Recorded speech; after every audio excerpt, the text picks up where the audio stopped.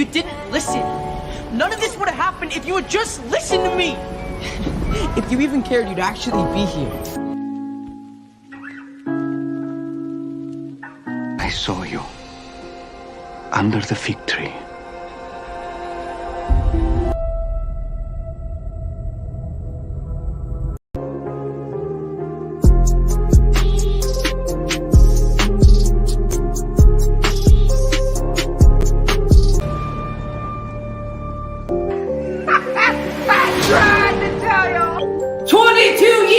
You're doubting Thomas Brady Edward Patrick Jr.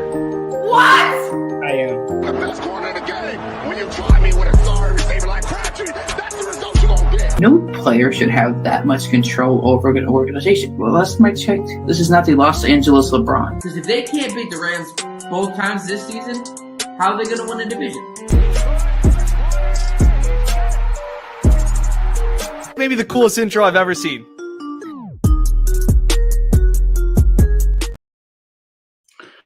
Welcome to another very special episode of the John Allbright Show, where I'll be joined by one of the most hardworking Broncos reporters in the state, KOA, Denver Broncos insider, Benjamin. We really appreciate you coming back on, despite being a busy schedule for you. But how are you doing? I appreciate you having me, man. Sorry we weren't able to link up sooner, but we managed to make it happen finally, even if I am in my car. You know what? I appreciate it. I totally agree. That's actually where I started the first podcast 4 years ago in the car. So totally understand. As the season does get closer, fantasy football is around the corner. For those people that are starting out, what advice would you give to those people or someone like myself so I don't have a stinker this year again in fantasy football? Well, I mean, if you're talking about fantasy football in general, don't spend your early picks on people with high injury risk probability. That's, in general. If you're talking about Denver Broncos advice, what are you doing? Drafting Broncos back and that's protected to be one of the lowest scoring in the league. Now, that obviously could change. They could be a high scoring offense, but it's projected to be one of the lower scoring offenses. So I would suggest that probably relying on an offense that likely will be helmed by a rookie quarterback or Jarrett Stidham is probably not in your best interest. Definitely not, for sure. And I'll tell you, I probably have learned my lesson. Don't spend it on a quarterback, number one overall, unless you can get like a Mahomes. Because those really big guys, folks, are going to be gone early on. So hopefully I don't lose any money this year. And hopefully I actually make the fantasy football playoffs, something that I've never done. Obviously, going on from there. Despite it being a busy offseason, have you had a chance to just relax and take it easy for a little bit before anything else? Honestly, this week is kind of the first week that's sort of happened. I don't get a lot of chance to unplug because you got, mini camps and OTAs and all that kind of stuff that got to be covered. So I don't really get a chance to kind of unplug. I think I've taken one vacation actually in like the last 6 years. But as far as that goes, this week I'm sort of chilling out a little bit. I'm calling it a working vacation because I do still have to go record for my show, but I only have to record about an hour a day, that kind of stuff. So I'm kind of using this week to take it easy. Start a new diet and an exercise program, trying to get a little healthier, get rid of this, this neck fat thing I got going on, this little turkey gobbler thing I got going on under here. So I'm just, I'm trying to get a little healthier, be a little healthier and relax a little bit more. I totally get that, man. I have a lot of weight to lose myself. That's why I'm like, goldfish, trust me, it's pretty bad. But goldfish can't get that out the window. But getting back into it here, you've obviously been on once before. But for people out there that may not have the understanding of the industry or how to get in, what was your, advice to those people? Because they see people getting the likes, the views. What advice would you give those people that want to get in the industry but may not know what it truly takes behind the scenes? Don't. No, I'm kidding. It's it's tough. It's a very, very competitive industry. Everybody wants to do this, right? Everybody wants to do this. And you have to be somebody that is willing to outwork everybody else. And if you're not outworking everybody else, you better have a set of connections as good as Adam Schefter, Ian Rappaport, Jay Glazer combined, because there is somebody to outwork you. And that's sort of the thing. It's like, I think that people get into this industry, and they think once they're in, they can sort of relax. And I'm going to be honest, like being in this industry, I've been looking over my shoulder for years now, because younger and hungrier and handsomer is coming to take my job, right? So, I mean, like right there, John, you're like you're 5 steps behind me. I'm trying to keep you back. I'm trying to score this football, not let you catch me and tackle me on the 10. So, no, I think the advice I give is networking and work. Like you've got to network and meet other people, and you have to build relationships that work, because this industry is not what you know, it is who you know. And you're going to have to leverage connections to get in and all that kind of stuff. And you're going to have to do it. It doesn't matter how much you know. If you don't have ins in certain places, you're going to be languishing away. So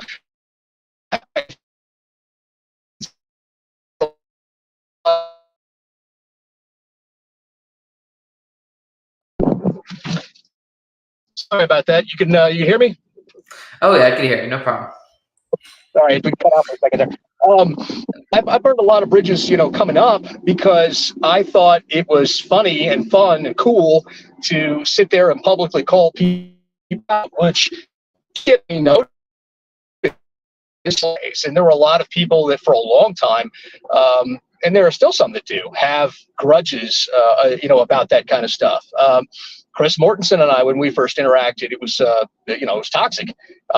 It took like 4 or 5 years, and then he reached out, and we became tight over the last 4 or 5 years of his life. But we had a toxic relationship early. The good news is I've been fortunate enough to have high profile people kind of get in my ear over the last 7, 8 years. Guys like Adam Schefter, Ian Rappaport, who I communicate with fairly regularly, and those guys have been great as far as giving advice and chilling out and not sitting, hey, why won't anybody credit for me? I even got this way ahead of them, that kind of stuff.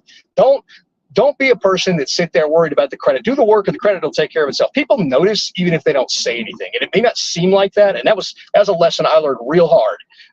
You don't have to beg for credit. Keep doing what you're doing, and the right people, I promise you, will notice. I think you need to say that a little bit louder to people in the back. I think a lot of people, I've been guilty of this in the past, is the instant gratification and seeing like Stephen A. Smith, Adam Schefter, yourself, and others. And I'm like, wait a minute. How many star recruit was Josh Allen going into college? What happened to other players? And then Tom Brady was a 6th round pick. Russell Wilson was a 3rd round pick. These reporters, you act like they're coming out of nowhere. And I get it. And Ben, that's where some people have a hard time understanding is, just because you have 260 or 2 followers, that doesn't mean that they're not going to say yes. That doesn't mean that they're not going to say no. I think that's what a lot of people understand. It's not about the size of your platform. And I don't have a big platform, obviously, at all, but it's been an opportunity to know people like yourself, Chris Broussard, Dean, and Cedric Griffin, and so many others, not because I have a big platform. Dude, I live in Austin. Like, I'm not like a big platform guy, but it's that opportunity, folks. You got to be able to put in the work, because I've had 70 interviews, counting this one, reached out to 2,500 people. So, and that's the name of the game. The other part of this is, everybody's platform starts with 1 follower. Every single person's platform started with 1 follower. So it's important to remember that and contextualize that. Definitely something that I struggled with early on. I almost quit, and I'm glad I did, or didn't. I'm not going to pretend like, oh, I have a huge platform. Like, I have 260 followers been on Instagram. I just started my Twitter again at 8 followers. And folks, it's not about that. You never know who you can meet. Like you said, you've met a lot of people. You've accomplished a lot in your career. Was there a specific moment that you're like, man, that's something that continues to go in your head that you really enjoy, that you really remember? I think now that I'm a part of the over the last 5-6 years, I'm a part of the Denver Broncos game day radio broadcast. Like that's like a thing, right? Like I am the official insider for the Denver Broncos official radio broadcast, and that one still kind of blows my mind. There's still a sense of, even on days where I get jaded, even on days where I'm like, man, there's nothing to talk about, and I'm manufacturing content here because it's the dead of the off season and this sucks. Then I'm like, you know what? I could be roofing a house right now. Not that there's anything wrong with that, but sweating my ass off, not doing something that, that I necessarily enjoy. even on my most jaded day, I think that the one thing that I can always count on is coming out of that tunnel in the mornings before games. You're walking through the tunnel, you're walking out onto the field. I'm walking out onto an NFL professional football field, and they're looking up at that giant scoreboard, and it's just there's a sense of wonder there. It's not even that I'm like a Broncos fan, because I didn't grow up a Broncos fan. It's that I love the game of football, and walking out there and getting to walk out onto that field. It's 3 hours before game day. The stadium is empty. There's something about that every time that kind of reminds you, oh yeah, this is why you do this. You get to do this kind of stuff, And so this is the reminder that you need to keep working your backside off, or somebody younger, hungry, or whatever is going to come snack that job up from you. You said it perfect, and it's the love of the game, not of the love of the platform or the following. That's where I think a lot of people definitely get that mismanaged, because social media is on the rise. And trust me, there are plenty of people out there who want to get interviews and everything else. But again, at the end of the day, keep going. Don't reach out to agents. They're absolutely the worst. Well, I don't know. I've had some success with agents and all that kind of stuff, but you got to understand and contextualize that it's a one-sided sort of thing. I think you hit on a point there, though, that's very valuable, and that is that you can't do this for the following. You can't. I mean, and there are people that do. There are people that are so narcissistic that they do this because they need the attention. And I'm not going to say that I haven't been guilty of that at times, because I certainly have. But at the same time, whatever your core value is in doing it to begin with, that's what you're going to have to rely on. And if you're doing this just to maintain an audience, you'll eventually fade out. The one thing I try to instill with people that watch the show, because obviously I'm still trying to build a platform, really, we got 100 subs, is use the opportunity to bring sports people together. Because, Ben, to be honest, there's so much negativity out there already. And I remember a game back in October 22, a Cardinals kicker missed the game-winning kick. And all the reporters were like, oh, how do you feel about missing the game-winning kick? I'm like, wait a minute. Just because they have extra zeros in their bank account doesn't mean they don't struggle with mental health. We don't know what he's going through. Yeah, he probably screwed up someone's fantasy league, but we need a lot more positivity. I believe you can get the truth across without in a enlightening way, without being divisive or personal. Like if I'm talking about Kawhi Leonard, yeah, obviously there are situations that are happening there, but I can get that point across. I think that's where sometimes that definitely gets mismanaged, and that's something we're trying to do. Folks, you got to do it the right way. And but I said about the agents is because two things. I don't know about for you, because you're obviously plugged in, but myself, I get is there others say they'll do the runaround in the fall or the spring, or no. But I don't want that to discourage people. I mean, it's in 2,500 people. So that's why I think people don't understand. You have to put in the work, and I think something that is definitely lost in today's society.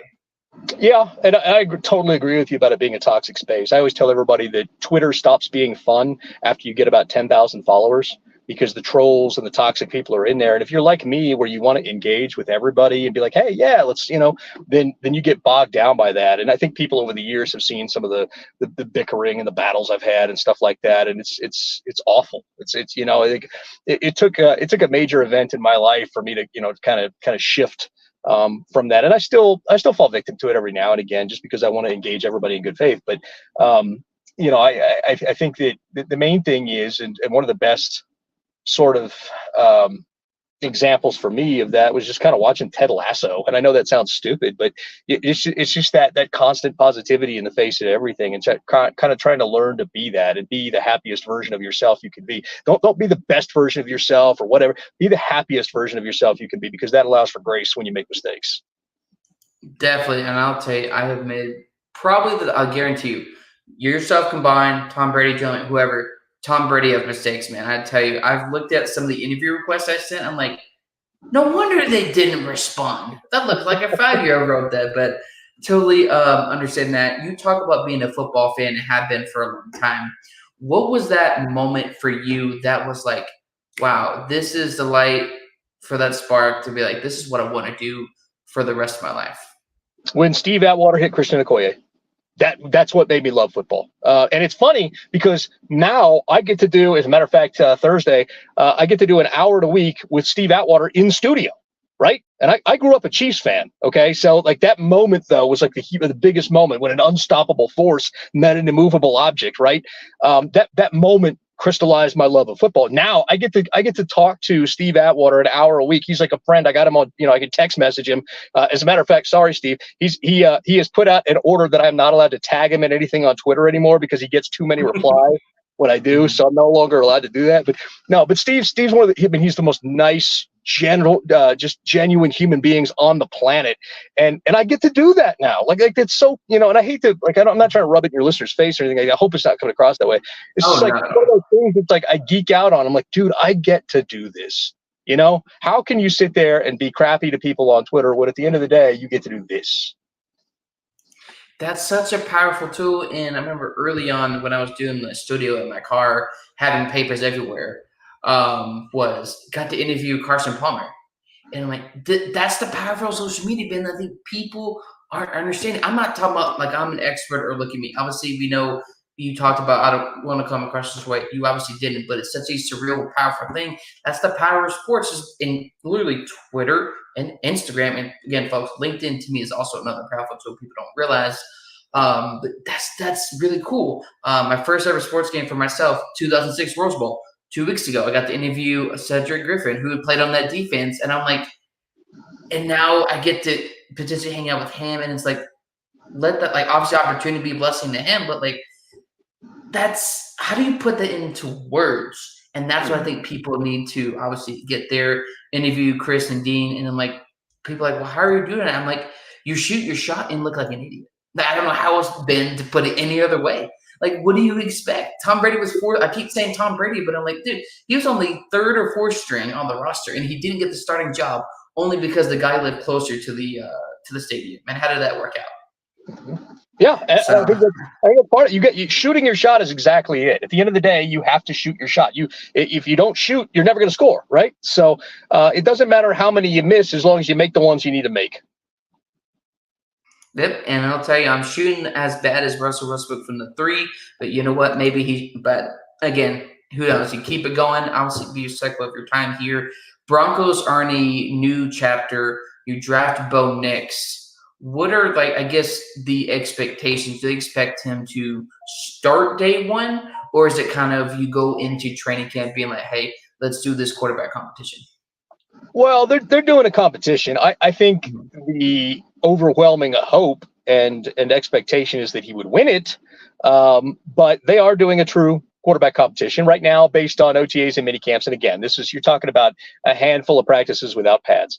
I would say that Jarrett Stidham is ahead of Bo Nix and that Zach Wilson is a distant third. That doesn't mean that can't change. I mean, you're talking about Jarrett Stidham, who's been in this offense for a year and practiced with these players for over a year, versus Bo Nix, who's had 6, 7, 8 practices, that kind of thing, and is still learning it. So just because I'm watching this and I know that Jarrett Stidham is ahead of Bo Nix right now, doesn't mean that that's changing. It doesn't mean that Bo Nix is a flop or a failure or any of that kind of stuff. Bo, I think, to his credit, gets the ball out quick. He's one of those people that just doesn't like to take negative plays. It kind of reminds you a lot of Alex Smith, in a lot of ways. A little deceptive athleticism, gets a ball out quick, might not have the strongest arm in the world, but is a guy who can be a distributor of the ball. And when you're running Sean Payton's offense, that's kind of what you need. You go back and you look at guys that had that skill set. We'll throw Drew Brees out for a minute. Look at Teddy Bridgewater in that offense. Teddy 2 yards was a guy that it was exactly that. A hyper careful facilitator. He went 5-0 with Sean Payton with New Orleans, reinvigorated his career. So I think that there's certainly something to be said for the kind of fit that Bo Nix is in this offense. That doesn't mean, again, that Bo Nix is a world beater or any of that kind of stuff. But I think that if he gets it and he gets it in training camp, then he'll start. And I think he'll be a fine facilitator of what this offense needs. Russell Wilson. And this is the part I hate. People will tell you that Russell Wilson is washed and all this kind of stuff, which was absolute garbage. Like, you know how I can tell you didn't watch Russell Wilson? You say something like that. Russell Wilson was in the top 5 in the NFL in passing touchdowns when he got benched. Okay? Yeah. He literally was in the top 5. He did not. The problem for Russell Wilson is he didn't fit what Sean Payton was trying to do. Like, their styles are antithetical. Russell Wilson is a guy who does an extremely narrow set of circumstances incredibly well. And the things that Sean Payton wants you to do are not the things that he does well. throw between the numbers, throw in the slant, that kind of stuff, where Russ is more a escape at the back door, let my receivers get north and create a play. And he can still do that. And I think Pittsburgh will be successful with him there. But Sean Payton needed somebody who fits what he does, and that is a schedule-based offense that does not take negative plays, progresses forward at a minimum of 3 yards a clip, that kind of stuff. And so, that's why I think Stidham and really Nix are better fits for what it is that Sean Payton wants to do than Russell Wilson, even if I think Russ is a better quarterback than either one of those two. So many people put so much focus on these OTAs and mini camps. They are very important. But it's like that's the underlying factor. Joe Burrow has a small arm. He went to a Super Bowl. Oh, and then last year Baker Mayfield and Kyle Trask, they both look like human garbage. And then Baker Mayfield goes 9-8.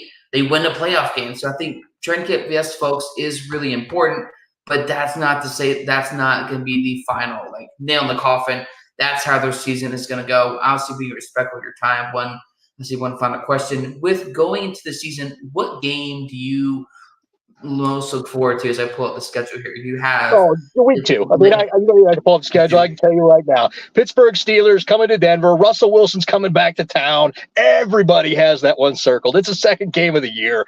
Everybody in Denver's got their eyeballs on that one. There are people, unfortunately, there are people in Denver who are resentful of Russell Wilson and and all that kind of stuff. You got the big money deal. They think he didn't live up to a produce. I think part of that was Nate Hackett. I mean, that year, I just write that off as a disaster. That was an entire abject disaster. The general manager got talked into hiring a guy he didn't want in order to ostensibly bring Aaron Rodgers, who they didn't get.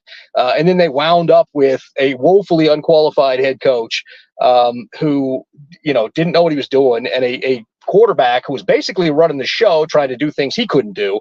And it just was an abject disaster. The only good thing to come out of the Hackett thing was that Gerald Rivero, got to showcase that he's a phenomenal defensive coordinator. Of course, now he's in Carolina, but that was really the only good thing to come out. They literally had to hire a guy who was sitting selling hyperbaric chambers in week 2 to manage the clock because the head coach couldn't get the stuff in on time. So I think I think when all's said and done, I think the big game to circle is that one. Maybe the second one might be the Jets thing. Although when Hackett and the Jets and Zach Wilson beat Sean Payton after he made those comments last offseason about it being the worst head coaching job he'd ever seen, I think that sort of put that one to bed for a lot of people.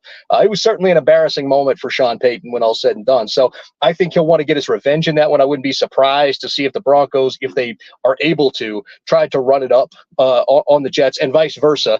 In that game. So I think there are two games to watch that every Broncos fan sort of jazzed about, and that'd be the Steelers game and the Jets game. To me, Ben, so many people, before we let you go, is like so many people that criticize, this guy couldn't play well. It's maybe people that aren't in the industry or they don't study the game of football. I gotta ask you, I follow the Broncos a lot.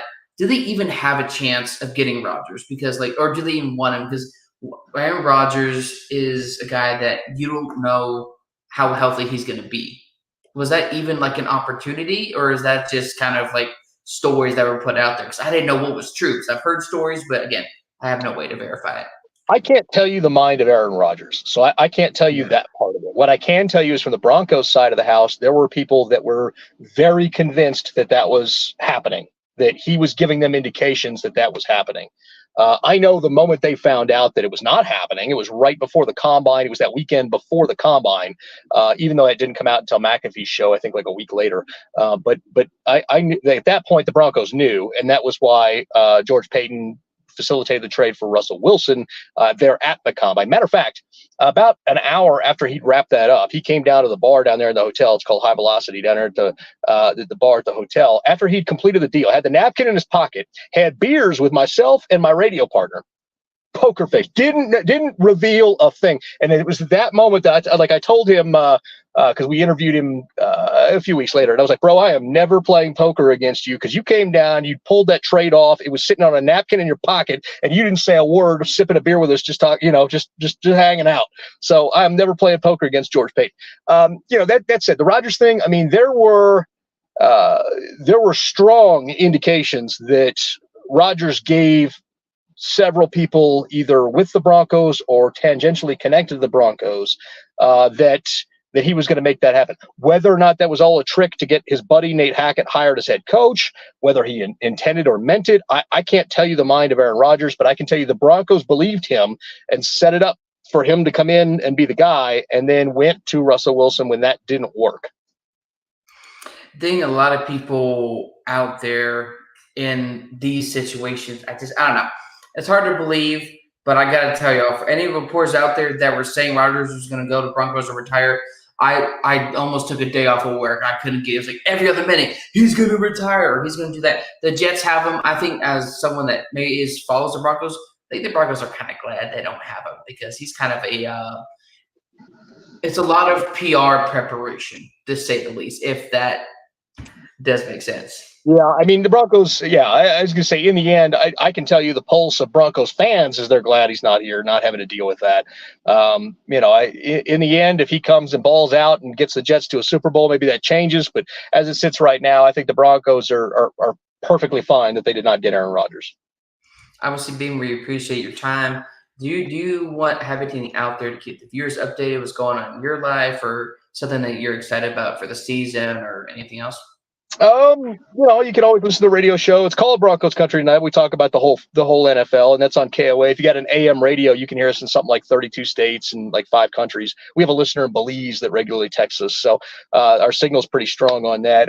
If you're a social media person, unfollow me at Allbright NFL. It's a dumpster fire. I wouldn't follow me, and if you already do, I'm sorry for your timeline.